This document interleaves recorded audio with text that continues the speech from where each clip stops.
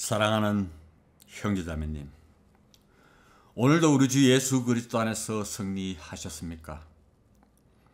오늘은 양들의 문이신 우리 주 예수 그리스도란 주제 2부 시간으로 요한복음 10장 1절부터 21절까지의 말씀을 상고하면서 여러분과 함께 은혜의 시간을 갖도록 하겠습니다. 오늘은 지난 1부 시간에 이어서 요한복음 10장 본문을 통하여 예수 그리스도께서 큰 목자로서 사역하신 것에 대해 말씀을 상고하도록 하겠습니다. 오늘 본문 말씀은 조금 난해한 부분이 있습니다. 평소에 성경을 전혀 읽지 않으신 분이나 하나님 말씀에 무관심한 분들은 이해하지 못할 수도 있습니다. 그러나 성경을 열심히 읽고 말씀에 충실하신 분은 성령께서 인도하심에 따라 은혜가 충만함을 주 예수 안에서 믿습니다. 히브리서 13장 20절과 21절을 보면 히브리서 기자는 이렇게 말씀을 증거하고 있습니다. 이제 양들의 큰 목자이신 우리 주 예수를 죽은 자들로부터 다시 이끌어내신 평강의 하나님께서 영원한 언약의 피를 통하여 모든 선한 일에 너희를 온전케 하사 그의 뜻을 행하게 하시고 예수 그리스도를 통하여 그분이 보시기에 참으로 기쁨이 되는 것을 너희 안에서 이루시기를 원하노라. 히브리서 기자는 평강의 하나님께서 예수 그리스도를 죽은 자들로부터 다시 이끌어내셨다고 말하고 있습니다. 그리고 영원한 언약의 피를 통하여 예수 그리스도께서 양들의 큰 목자가 되셨다고 말씀을 기록하고 있습니다. 양들의 큰 목자이신 우리 주 예수 그리스도께서는 영원한 언약의 피를 통하여 모든 선한 일에 그분의 양들을 온전케 하사 그분의 뜻을 행하게 하시고 예수 그리스도를 통하여 하나님이 보시기에 참으로 기쁨이 되는 것을 양들의 안에서 이루시기를 원하고 계신다고 말씀을 기록하고 있습니다. 우리가 히브리서 13장 20절과 21절에서 주목하여 살펴봐야 할 것은 평강의 하나님께서 우리 주 예수 그리스도를 죽은 자들로부터 다시 이끌어내셨다는 사실입니다. 여기서 이끌어내다라는 동사는 헬라어 원문에서는 끌고 올라가다, 높은 곳으로 인도하다라는 뜻으로 쓰여졌습니다. 그러니까 히브리서 기자는 예수 그리스도께서는 선한 목자로서 그분의 양들을 위해 생명을 내어놓으셨고 평강의 하나님께서 예수 그리스도를 죽은 자들로부터 살리시고 높은 곳으로 인도하신 것을 증거하고 있는 것입니다. 우리 주 예수 그리스도께서는 자신의 양들을 위해 선한 목자로서 생명을 내어놓으셨고 그분의 양들을 죽음으로부터 생명으로 이끌어내시기 위해 큰 목자로 부활하셨던 것입니다.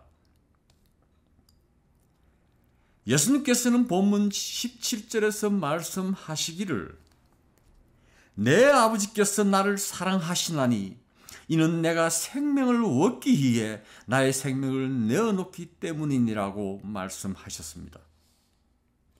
예수님께서는 자신의 양들의 생명을 얻기 위해 그분의 생명을 내어놓으셨습니다. 예수님께서는 자신의 양들의 생명을 살리기 위해 흠없고 죄 없는 유월절의 어린 양이 되셔서 영원한 언약의 피를 속죄 제물로 바쳤던 것입니다. 본문 18절에서 말씀하시기를 아무도 생명을 내게서 빼앗을 자가 없으나 내 스스로 그것을 내어놓느니라고 말씀하셨습니다. 그리고 또 나에게는 생명을 내어놓을 권세도 있고 또 그것을 다시 얻을 권세도 있노라. 이 계명은 내가 내 아버지께로부터 받은 것이니라고 말씀하셨습니다. 이스라엘 백성의 대제사장이 1년에 한 번 지승소에 혼자 들어가서 자신의 죄와 이스라엘 백성들의 죄를 위해 희생 제물의 피를 하나님께 드렸지만 자신의 생명과 백성의 생명을 내어놓을 건세도 다시 얻을 건세도 없었습니다. 그들은 오직 육신의 율례대로 계획의 때까지만 부과된 예배에 불과한 종교 행위만 하였습니다. 예수 그리스도께서는 그 계획의 때인 양들의 문으로서 언약의 피를 흘리시고 영원한 대제사장인 큰 목자가 되신 것입니다. 예수 그리스도께서 영원한 대제사장인 큰 목자로서 사역하시기에 흘리신 영원한 언약의 피는 두 가지로 나누어 말씀을 상고하여야 합니다. 첫 번째는 이스라엘 백성을 위해 흘리신 피이며 두 번째는 이방인인 그분의 교회를 얻기 위해서 흘린 피입니다. 이렇게 자연스럽게 성경적으로 나누어 적용할 수 있는 구절이 본문 16절 말씀입니다. 본문 16절에서 예수 그리스도께서 말씀하시기를 나에게 이 양우리에 들지 아니한 다른 양들이 있어 내가 그들도 데려와야 하리니 그들도 나의 음성을 듣게 하리라. 그리하여 한 양떼에 한 목자만 있으리라고 말씀하셨습니다. 예수님의 이 말씀은 양들의 문이신 주님께서 첫 번째로 그분의 양들을 위해 생명을 내어놓으시고 양들을 양우리로 불러 모신 다음 두 번째로 양우리에 들지 아니한 양들을 위해 생명을 내어놓으시고 그 양들을 양우리로 불러 모으신다는 말씀이십니다. 이 말씀은 예수 그리스도께서 아브라함의 품에 잠들어 있는 이스라엘 백성을 첫 번째로 양우리로 불러 모으신 후 두 번째로 그분의 몸이자 신부인 교회를 양우리로 불러 모으시는 것입니다. 이 말씀을 성경적으로 해석할 수 있는 구절은 마태복음 27장과 누가복음 23장입니다. 마태복음 27장과 누가복음 23장은 예수 그리스도께서 십자가에 못 박히시고 죽임을 당하는 것을 기록하고 있습니다. 먼저 여러분이 성경 공부하실 때 주의 깊게 유의하셔야 하는 것은 마태복음과 누가복음은 공통적 관점에서 기록된 공간 복음이지만 예수 그리스도께서 사역하시는 데 있어서는 두 복음이 전혀 다르다는 것을 명심하셔야 합니다. 제가 말씀을 전하면서 자주 언급하지만 마태복음은 그 대상이 유대인이며 누가복음은 그 대상이 이방인들입니다. 예수 그리스도께서는 마태복음에서는 유대인의 왕으로서 그분의 백성인 유대인들을 향해 사역하시고 누가복음에서는 하나님께서 사람이 되신 예수 그리스도께서 그분의 교회를 세우시기 위해 이방인들을 향해 사역하시는 것입니다. 이렇게 성경적으로 구분해야만 요한복음 10장 본문 말씀을 성경적으로 자연스럽게 해석할 수가 있습니다. 만약 여러분이 성경 공부할 때 분별력과 성경적 구분을 두고 말씀을 읽지 않으면 혼돈에 혼돈을 거듭하면서 혼란만 가증시켜 오류를 범하게 되어 성경적 해석이 아닌 자기 논리에 빠지게 됩니다. 예수 그리스도께서는 십자가에 못 박혀 숨을 거두시기 전에 마태복음 27장 46절에서 마지막으로 하신 말씀은 나의 하나님, 나의 하나님, 어찌하여 나를 버리셨나이까? 라고 소리치시고 숨을 거두셨습니다. 그러나 누가복음 23장 46절에서는 아버지시여 내 영을 아버지의 손에 의탁하나이다 라고 소리치신 후 숨을 거두셨습니다. 그리고 마태복음과 누가복음이 더욱더 대조되는 부분은 마태복음에서는 예수 그리스도께서 숨을 거두신 후에 휘장이 위에서 아래까지 둘로 찢어졌습니다. 그러나 누가복음에서는 휘장이 찢어진 후에 예수님께서 숨을 거두셨습니다. 예수님께서는 아무도 생명을 내게서 빼앗을 자가 없으며 내 스스로 그것을 내어놓는다고 말씀하셨습니다. 그리고 예수님께서 생명을 내어놓을 권세도 있고 또 그것을 다시 얻을 권세도 있다라고 말씀하셨습니다. 그러므로 마태복음 27장 46절에서 나의 하나님, 나의 하나님, 어찌하여 나를 버리셨나이까라고 하신 말씀은 예수님 자신이 하나님으로부터 버려진 것이 아니라 예수 그리스도를 메시아로 거부한 이스라엘 백성들이 하나님으로부터 버려진 것을 말씀하고 계시는 것입니다. 마태복음 27장 46절에서 동사로 쓰여진 버려졌다는 헬라어 원문에서는 두 가지의 의미로 사용됩니다. 하나는 남겨두다이고 하나는 유기하다 또는 버리다입니다. 그러니까 마태복음 27장에서 예수 그리스도의 죽음은 하나님으로부터 버림받는 자들과 남겨두는 자들로 구분짓게 되는 것입니다. 이렇게 명확하게 해석이 가능한 구절들은 다음과 같습니다. 첫 번째로 예수 그리스도를 거부하고 그분을 십자가에 못 박은 이스라엘 백성들이 하나님으로부터 버림받는 것입니다.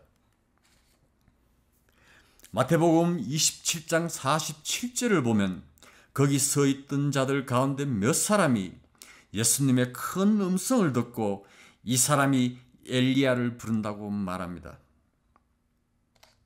구약의 마지막 책인 말라기를 끝으로 400년 동안 하나님의 음성을 듣지 못한 이스라엘 백성들은 오랜 식민지 생활에 지쳐 있었으며 선지자 엘리야가 오기를 갈망하고 있었습니다.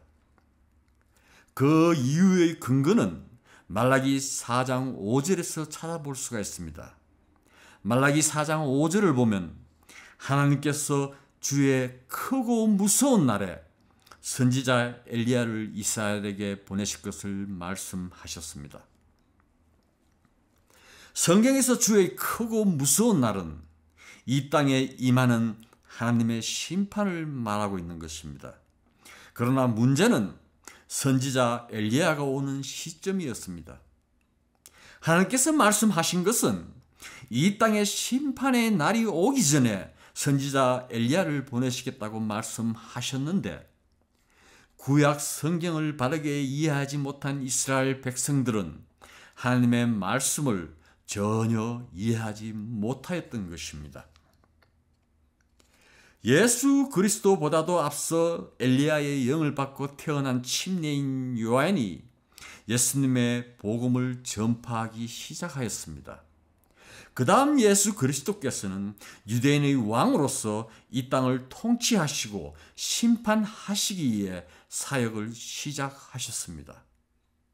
만약 이스라엘 백성들이 예수 그리스도를 메시아로 받아들였다면 이 땅은 심판을 받았고 다윗의 왕국이 세워졌습니다. 하지만 이스라엘 백성들이 예수 그리스도를 거부함으로 인하여 하나님의 경륜이 바꿔지게 된 것입니다.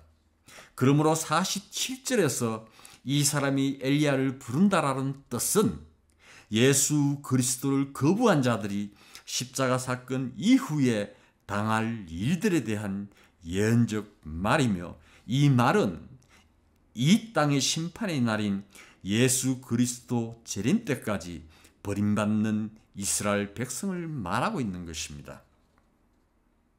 시편 22편 1절에서 다윗은 이렇게 말하고 있습니다. 나의 하나님, 나의 하나님, 어찌하여 주께서는 나를 버리셨나이까? 어찌하여 나를 돕지 아니하시며 나의 신음하는 말들을 멀리 하시나이까? 라고 절규하고 있습니다. 다윗의 이 절규의 목소리는 예수 그리스도를 거부한 이스라엘 백성들이 하나님으로부터 버림받고 당하는 시련과 고통의 신음소리인 것입니다. 두 번째는 하나님께서 남겨두는 이스라엘 백성들입니다. 마태복음 27장 49절에서는 나머지 사람들이 말하기를 가만두어라, 엘리야가 와서 그를 구원하나 보자라고 말합니다.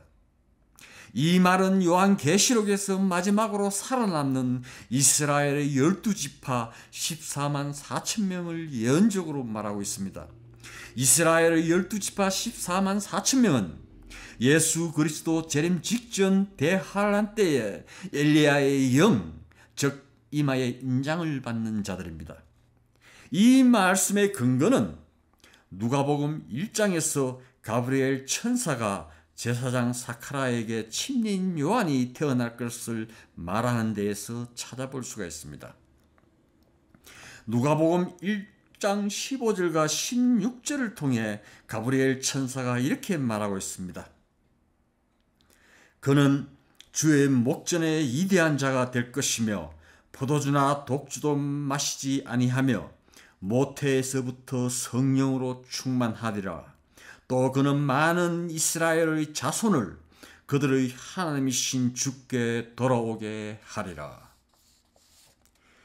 가브리엘 천사는 많은 이스라엘의 자손들을 그들의 하나님이신 주께 돌아오게 하리라고 말하고 있습니다. 여러분은 이 문맥에서 귀 기울이고 주의 깊게 살펴봐야 합니다.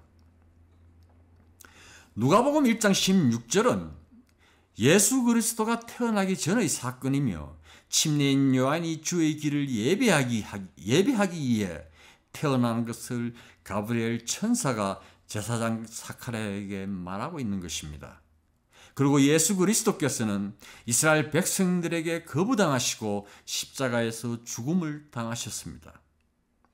가브리엘 천사는 이스라엘 백성을 말하고 있는 것이 아니라 이스라엘의 자손들이 하나님께 돌아온다고 말하고 있는 것입니다.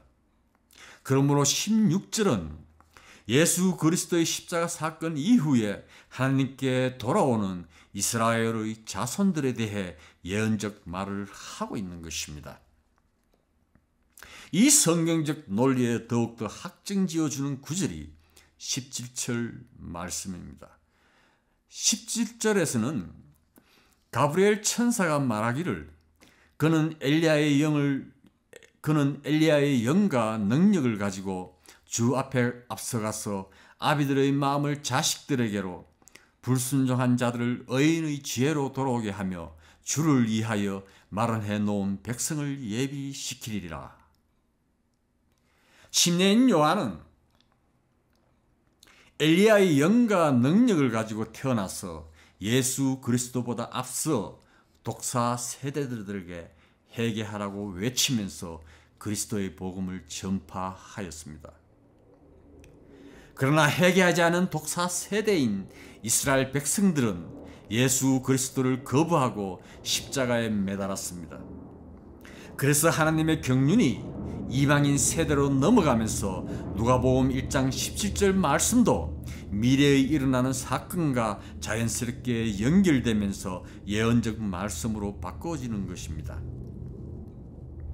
가브리엘은 아비의 마음을 자식들에게로라고 말하였습니다. 이 말은 이스라엘 백성에게서 그들의 자손들에게로 넘어간다는 말입니다. 그리고 불순종한 자들을 의인의 지혜로 돌아오게 하며라는 말은 의인이신 예수 그리스도를 믿는 믿음으로 회개하고 돌아오는 자들을 말하고 있습니다. 그리고 또 주를 위하여 마련해 놓은 백성을 예비시키리라고 말합니다. 이 말이 예수 그리스도의 복음의 핵심임을 여러분은 말씀 안에서 깨달아야 합니다. 21세기를 살아가는 오늘날 아직까지도 이 땅엔 하나님을 위하여 마련해 놓은 백성들은 나타나지 않았습니다. 하나님께서 마련해 놓은 이 백성은 이 땅의 심판의 날인 대환란이 시작되고 난 후에 엘리야의 영을 받는 이스라엘의 12지파인 14만 4천 명을 말하고 있는 것입니다. 다윗은 시편 22편 2절과 3절에서 이렇게 말하고 있습니다. 오 나의 하나님, 내가 낮 동안에 부르짖으나 주께서는 듣지 아니하시며 밤 동안에도 내가 잠잠하지 아니하나이다. 이스라엘의 찬양 가운데 거하시는 오 주여, 주는 거룩하시나이다. 다윗의 이 말은 빛 가운데서 주를 찾고 어둠 속에서 쉬지 않고 하나님께 찬양하는 이스라엘의 남은 자들을 말하고 있는 것입니다. 사랑하는 형제자매님, 성경을 상고하십시오. 세 번째는 아브라함의 품에서 잠들어 있던 자들이 부활하는 것입니다. 마태복음 27장 50절에서 예수 그리스도께서 숨을 거두신 후에 무덤들이 열리고 잠들었던 많은 성도들의 부활이 일어납니다. 51절과 52절, 53절을 보면 그런데 보라, 성전의 휘장이 위에서 아래까지 둘로 찢어지고 땅이 흔들리며 바위들이 갈라지고 무덤들이 열리며 잠들었던 많은 성도들의 몸이 일어났으며 주께서 부활하신 후에 무덤에서 나와 거룩한 도성으로 들어가 많은 사람들에게 나타나더라고 말하고 있습니다. 21세기를 살아가는 오늘날 신학에서는 이 시대를 교회 시대라고 말하고 있습니다. 하지만 성경적 바른 해석에 근거를 두지 않는 정의는 진리의 성경인 하나님 말씀을 거부하는 불순종일 수밖에 없습니다. 현대 신학이 진리의 성경을 거부하고 저지르는 범죄 행위는 무천년주의와 후천년주의입니다. 한글 개혁 성경에서 말하는 천국은 영어 성경의 킹덤 오브 헤븐에서 번역된 한글 낱말입니다. 성경의 킹덤 오브 헤븐은 천년 왕국을 뜻합니다. 천년 왕국은 예수 그리스도께서 천년 동안 통치하시기 위해 이 땅에 세우시는 그분의 왕국입니다. 그러므로 참된 그리스도인은 성경이 말하는 것에만 귀 기울이고 주목하면 성령께서 인도하여 주시며 해석해 주십니다. 무천년주의자들은 이 땅에 천년 왕국이 세워지지 않는다고 주장하고 있으며 성경의 마지막 책인 요한계시록을 사실상 거부함으로 성경적 바른 해석을 할 수가 없습니다. 후천년주의자들은 교회가 궁극적으로 이 땅에 승리하고 평화를 이루고 나면 예수 그리스도께서 재림하셔서 천년 왕국을 세우신다고 주장하고 있습니다. 이들 역시 무천년주의자들과 다를 바 없이 성경을 거부하는 이단 종교 집단에 불과합니다. 유일한 성경적 바른 해석은 전천년주의입니다. 예수 그리스도께서 이 땅에 재림하시기 전에 성도의 부활과 교회의 휴거가 일어나며 그리고 7년 대환란이 시작되고 대환란이 끝날 무렵에 예수님께서 그분의 교회와 함께 이 땅에 재림하셔서 천년 왕국을 세우시는 것입니다. 무천년주의자나 후천년주의자들의 교리를 따르게 되면 성도의 부활과 휴거를 부정하게 되는 것입니다. 사랑하는 형제자매님, 참된 그리스도인은 몸의 부활과 휴거를 믿는 것입니다. 사도 바울이 말했듯이 만약 그리스도인들의 부활과 휴거가 없다면 우리는 이 세상에서 가장 비참한 사람일 수밖에 없습니다. 마태복음 27장에서 예수 그리스도의 십자가 사건을 요한계시록과 연결시켜 해석하지 않으면 전혀 이해할 수가 없습니다. 성경은 성경 스스로 해석합니다. 성령께서 말씀하시는 것에 귀 기울이고 따르면 이해하고 깨달을 수가 있습니다. 예수 그리스도께서 숨을 거두자 51절에서 성전의 휘장이 위에서 아래까지 둘로 찢어집니다. 성전의 휘장이 찢어지는 것은 지난 시간에 말씀드렸듯이 선한 목자로서 그분의 양들을 위해 영원한 언약의 피를 흘리시고 생명을 내어 놓으시고 단 한 번에 영원한 속죄 제물이 되어서 들어지는 새 언약인 것입니다. 성전의 휘장이 찢어진 것은 예수 그리스도께서 양들의 문이 되신 것입니다. 예수 그리스도께서는 찢어진 휘장을 열어 젖히고 지성소 안으로 들어가셔서 예수 그리스도 자신이 성전이 되셨으며 양들의 울타리가 되신 것입니다. 성전의 휘장은 단 한 번의 피 흘림으로 들어지는 양의 문입니다. 그리고 52절에서 무덤이 열리고 잠들었던 많은 성도들의 몸이 일어납니다. 이 사건은 아브라함의 품에 잠들어 있던 구약의 성도들을 말하고 있는데 다윗은 시편 22편 4절과 5절에서 이렇게 말하고 있습니다. 우리 조상들이 주를 신뢰하였고 그들이 신뢰하였기에 주께서 그들을 구하셨나이다. 그들이 주께 부르짖었더니 구원받았고 그들이 주를 신뢰하였더니 수치를 당하지 않았나이다. 다윗의 이 말은 마태복음 27장에서 아브라함의 품에 잠들어 있던 많은 성도들이 무덤에서 일어나는 부활을 말하고 있는 것입니다.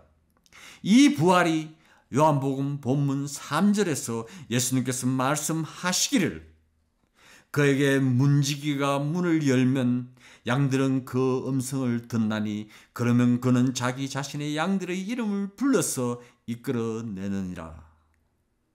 예수님의 이 말씀은 예수님께서 십자가에서 숨을 거두신 후에 저 땅 밑에 잠들어 있던 성도들을 무덤에서 이끌어내는 구약 성도들의 몸의 부활을 말씀하시는 것입니다.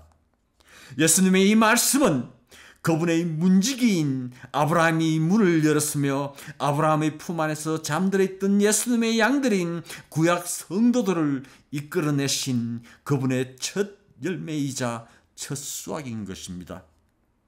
예수님의 이 말씀은 마태복음 27장 53절에서 예수님께서 부활하신 후에 무덤에서 나오실 때 그분의 첫 양떼들을 죽음에서 생명으로 이끌어내셔서 양우리로 풀로 모으신 것입니다. 예수님의 이 말씀은 평강의 하나님께서 죽은 자들로부터 다시 이끌어내셔서 양들의 큰 목자가 되신 예수 그리스도를 말씀하시고 계시는 것입니다. 사랑하는 형제자매님, 우리는 말씀을 통해 성전이 예수 그리스도이심을 배웠습니다. 유대인들이 성전이라고 부르던 건물을 헐어버리시고 예수님께서 성전이 되셨습니다. 그러므로 오늘날 건물을 짓고 그 건물을 성전이라고 하는 자들은 모두 거짓 사꾼들에 불과함을 여러분은 아셔야 합니다. 그들이 아무리 큰 건물을 짓고 그 건물 안에다 하나님을 모셔두려고 애를 쓴다 할지라도 하나님께서는 그 건물에 갇혀 있는 분이 아니십니다. 오직 예수 그리스도만이 살아계시는 성전이시며 그리스도 예수를 믿고 구원받은 성도만이 그분의 몸이자 성전인 것입니다. 다음으로 우리 주 예수 그리스도께서는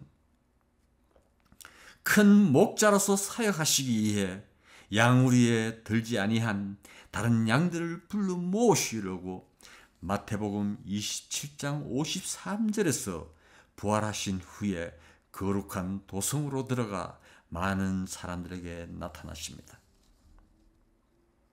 사랑하는 형제자매님, 우리 주 예수 그리스도께서는 부활하신 후에 거룩한 도성으로 들어가셨다고 말하고 있습니다. 여러분은 이 말을 어떻게 이해하며 해석하실 수 있습니까? 예수님께서 이 땅에 오시기 전이나 오신 후 사역하실 때에도 거룩한 도성은 이 땅에 없었습니다. 그리고 예수님께서 죽으시고 부활승천하신 후에도 거룩한 도성은 이 땅에 나타나지 않았습니다.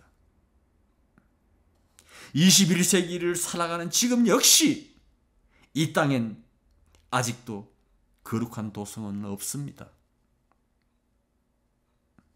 사랑하는 형제자매님, 여러분은 마태복음 27장 53절의 문맥을 이해하고 계십니까? 우리 주 예수 그리스도 복음 전도에 신실한 하나님의 일꾼들인 형제 자매님들은 이 말씀을 이해하시고 은혜 충만하실 것입니다. 성경을 최종 권위로 두고 성경대로 믿지 않는 사람들은 전혀 이해하지도 해석할 수도 없습니다. 성경은 하나님의 말씀이 기록된 거룩한 책입니다. 성경은 말씀이신 예수 그리스도의 증거가 기록된 책입니다. 성경은 전지전능하신 창조주 하나님, 심판자 하나님, 여호와 하나님께서 시내산에서 40일 동안의 모세에게 직접 말씀하셨으며 보여주셨고 직접 손가락으로 말씀을 돌판에 새기시고 가르치시고 모세에게 그대로 행하라고 명령하신 1.1핵도 틀림이 없는 하나님의 말씀이십니다. 다윗은 시편 12편 6절과 7절에서 이렇게 말하고 있습니다. 주의 말씀들은 순수한 말씀들이라 흑도간 위에서 단련되어 7번 정화된 은 같도다. 오 주여, 주께서 이 말씀들을 간수하시리니 이 세대로부터 영원토록 그것들을 보존하시리이다. 아멘. 다윗은 하나님의 말씀은 순수하다고 고백하고 있습니다. 이 순수한 하나님의 말씀은 흑도간 위에서 7번이나 정화된 은과 같다고 고백하고 있습니다.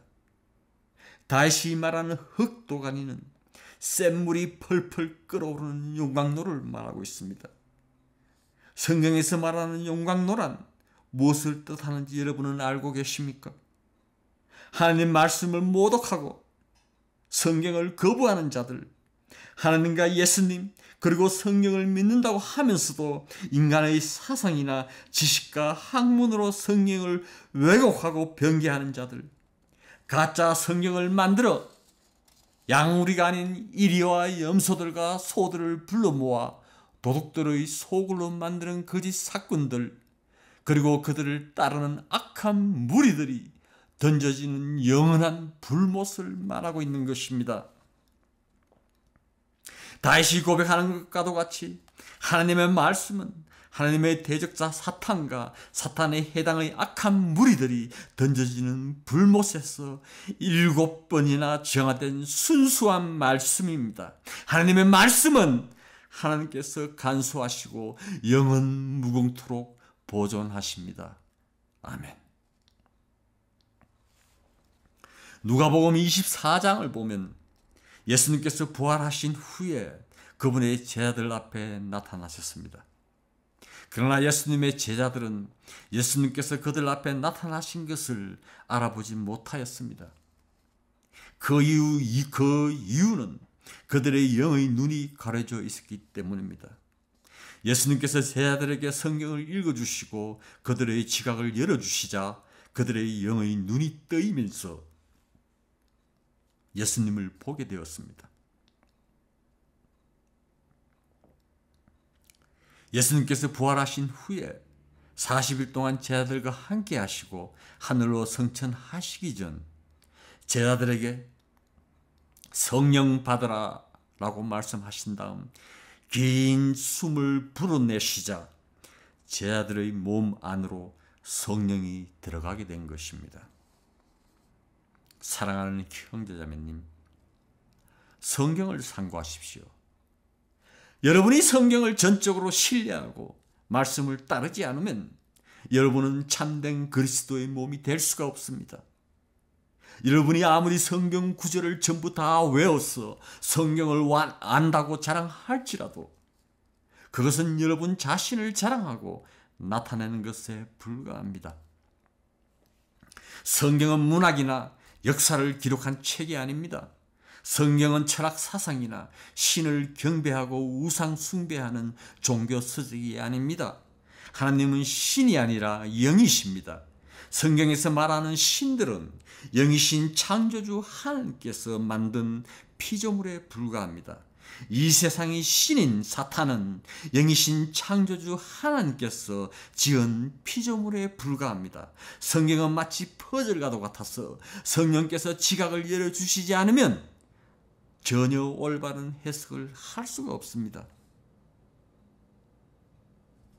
사랑하는 형제자매님, 우리 주 예수 그리스도 안에서 간절히 간청드립니다. 성경을 상고하십시오.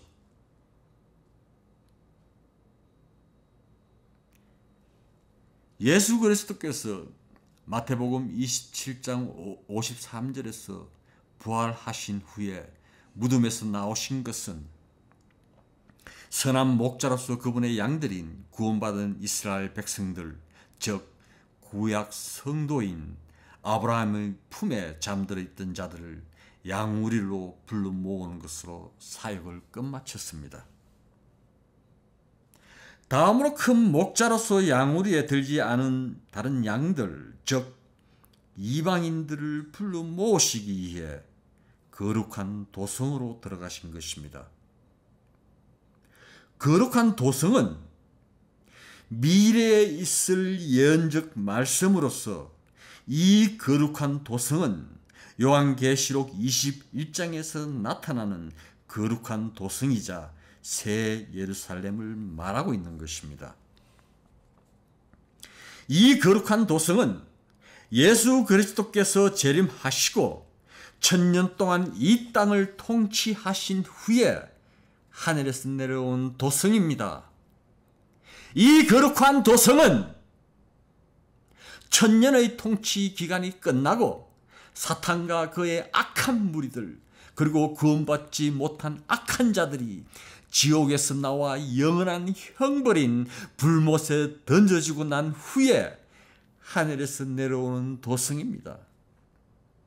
이 거룩한 도성은 악한 현 세상인 이 땅과 하늘이 사라지고 새 하늘과 새 땅이 생겨난 다음 하늘에서 내려온 도성입니다. 요한계시록 21장 2절에서 사도 요한은 거룩한 도성을 이렇게 증거하고 있습니다. 나 요한은 거룩한 도성 새 예루살렘이 하나님께로부터 하늘에서 내려오는 것을 보았는데 마치 신부가 자기 남편을 위하여 단장한 것 같이 예비되었더라.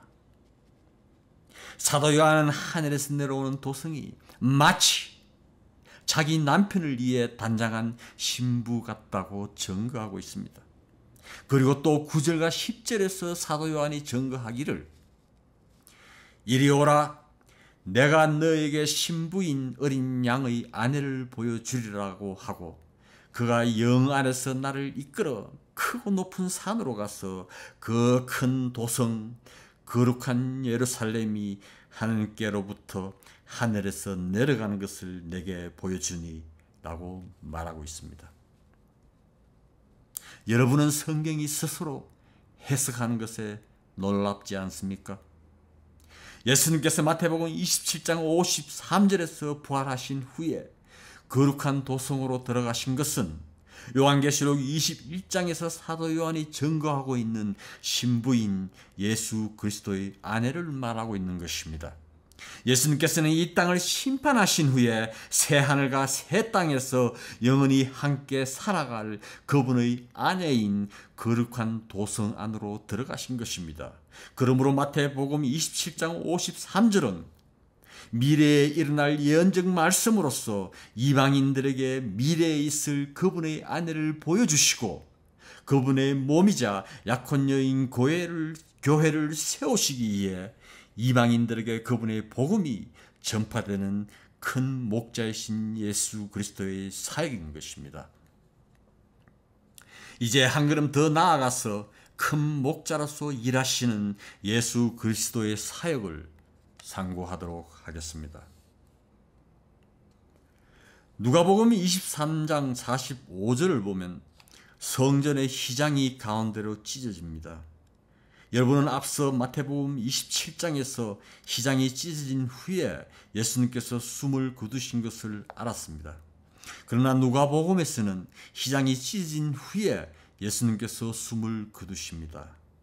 이 상황은 마태복음 27장에서 예수님께서 부활하신 후에 거룩한 도성으로 들어가셔서 많은 사람들에게 나타나신 것과 자연스럽게 연결시켜집니다.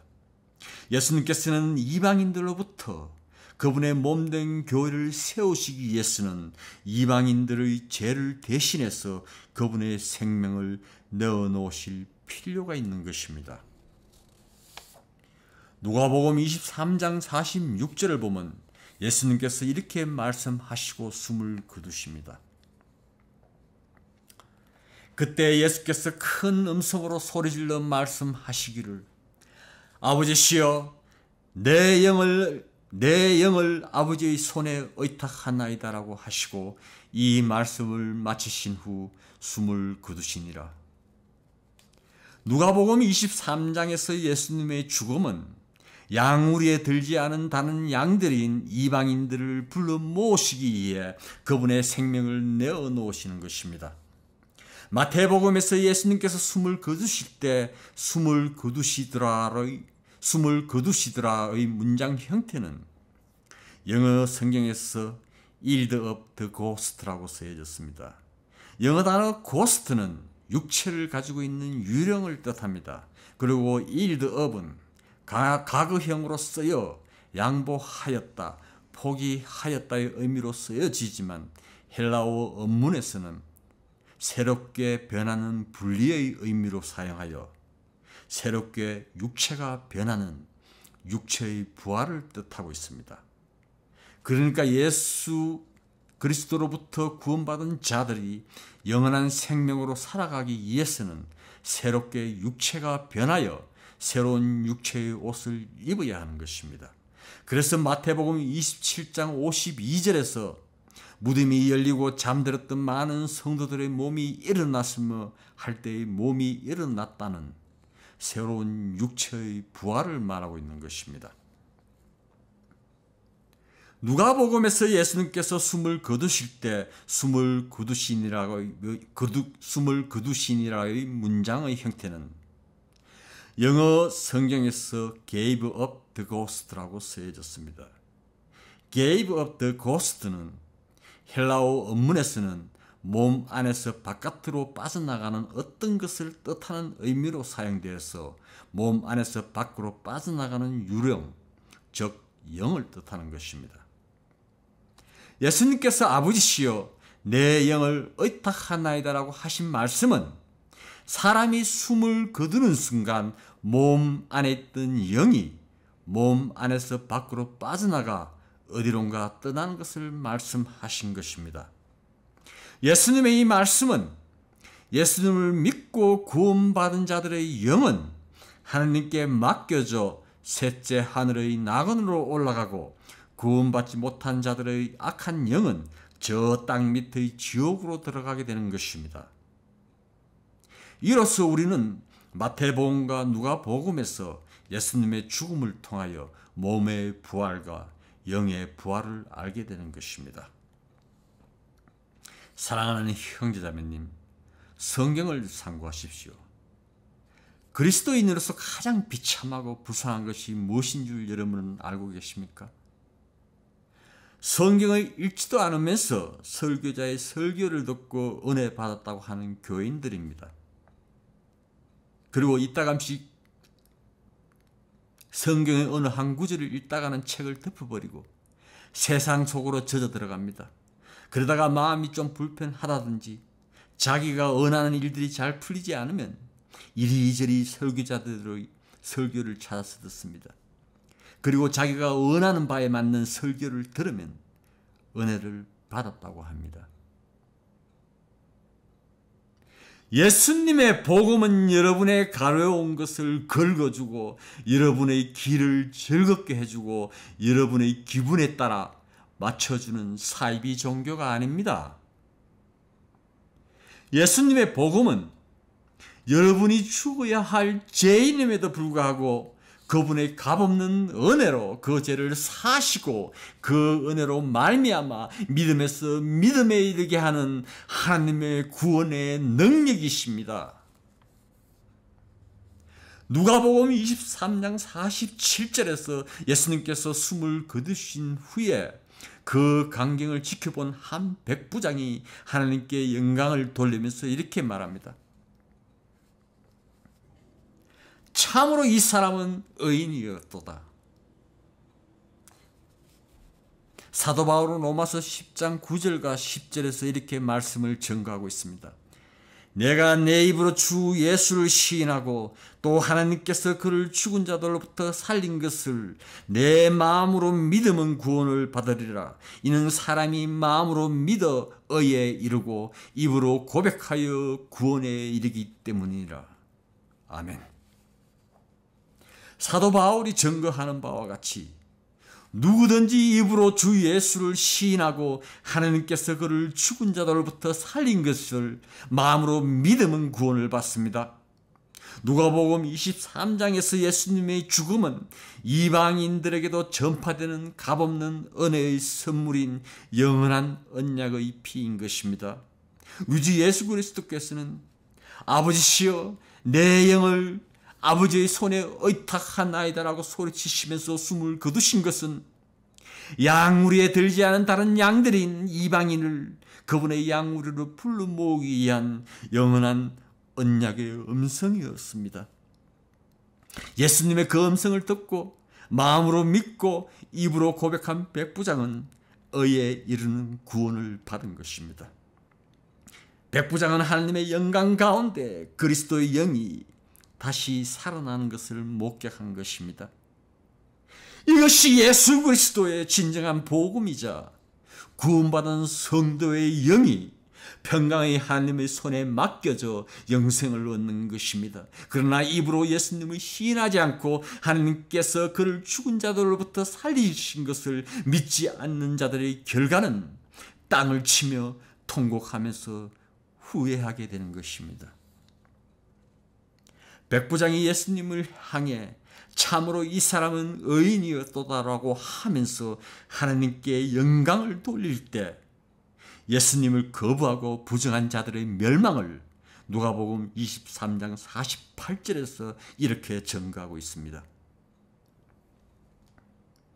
누가복음 23장 48절 말씀입니다.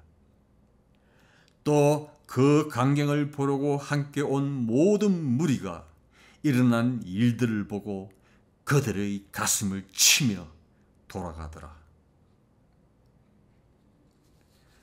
누가복음 23장 48절 말씀은 미래에 일어날 예언적 말씀으로서 가슴을 치며 돌아가는 자들은 예수 그리스도를 부정하고 거부한 자들이 하나님의 영광 중에 예수님께서 오실 때 당할 애통함과 비통한 일들을 묘사하고 있는 것입니다.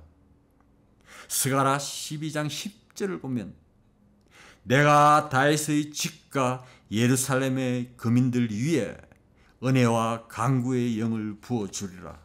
그러면 그들은 그들이 찔렀던 나를 쳐다볼 것이며 그들이 그를 위하여 애통하리니 마치 어떤 사람이 자기 외아들을 위하여 애통함과 같이 할 것이요 그들이 그를 위하여 비통에 잠기리니 마치 어떤 사람이 자기 첫 아들을 위하여 비통에 잠기듯 하리라고 말하고 있습니다. 스가랴 12장 10절은 누가복음 23장 48절에서 그들의 가슴을 치고 돌아가는 자들을 서술하고 있습니다. 가슴 치고 돌아가는 자들은 예수님을 거부하고 그분을 찌른 이스라엘 백성들을 말하고 있는 것입니다. 그리고 요한계시록 1장 7절에서는 보라 그가 구름들과 함께 오시리니 모든 눈이 그를 볼 것이며 그를 찌른 자들도 볼 것이요 또 한 땅의 모든 족속이 그로 인하여 애곡하리라. 그대로 되리로다. 아멘. 예수 그리스도를 거부하고 부정한 자들과 찌른 자들, 그리고 성경을 거부하고 부정하는 자들, 그리고 발라함의 길과 교리를 따르는 거짓 사꾼과 악한 무리들, 그리고 또 카인의 길을 가는 교만한 자들은 가슴 치면서 애통하고 애곡하는 그날이 반드시 올 것입니다. 사랑하는 형제자매님, 우리 주 예수 그리스도께서는 백부장의 고백과도 같이 큰 목자로서 우리를 구원하시기에 평강의 하나님께서 죽은 자들로부터 다시 이끌어내셨습니다. 참된 그리스도인은 참으로 의인이신 예수 그리스도를 죽은 자들로부터 살리신 하나님께 영광을 돌려야 합니다. 이것이 참된 그리스도인들이 예수 그리스도의 뜻을 행하는 것입니다. 이제 말씀을 끝맺도록 하겠습니다. 사랑하는 형제자매님, 우리 주 예수 그리스도께서는 큰 목자로서 모든 선한 일에 그분의 양들을 온전케 하십니다. 마태복음 5장 48절을 보면 하늘에 계신 너희 아버지께서 온전하신 같이 너희도 온전하라고 말하고 있습니다.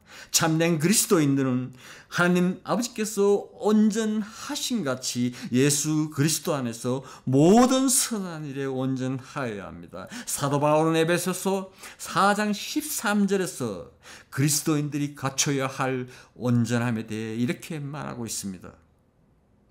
우리 모두가 믿음의 하나됨과 하나님의 아들을 아는 지식의 하나됨에 도달하게 하고 온전한 사람이 되어 그리스도의 충만하심의 장성한 분량에까지 이르게 하려 하심이라. 참된 그리스도인으로서 온전하게 되는 것은 모두가 하나의 믿음이 되고 예수 그리스도를 아는 지식의 하나됨에 도달하는 것입니다. 이 말은 각기 다른 지체들이 예수 그리스도 안에서 하나의 믿음이 되어 그분의 몸으로서 성장해 나아가는 것입니다. 하나의 믿음과 예수님을 아는 지식이 하나가 되지 못하면 온전할 수가 없습니다. 사랑하는 형제자매님, 우리 주 예수 그리스도 안에서 모든 선한 일에 온전함을 갖는 저와 여러분이 되시길 주 예수 안에서 간구드립니다. 그리고 예수 그리스도의 뜻을 행하는 참된 그리스도인이 되어서 예수 그리스도를 통하여 하나님 아버지께서 기뻐하시고 우리 안에서 하나님의 뜻이 이루시기를 기도합니다. 우리 주 예수 그리스도의 사랑 안에서 참 소망을 갖고 살아가는 여러분이 되시길 우리 주 예수 안에서 하나님 아버지께 간절히 소원합니다. 아멘.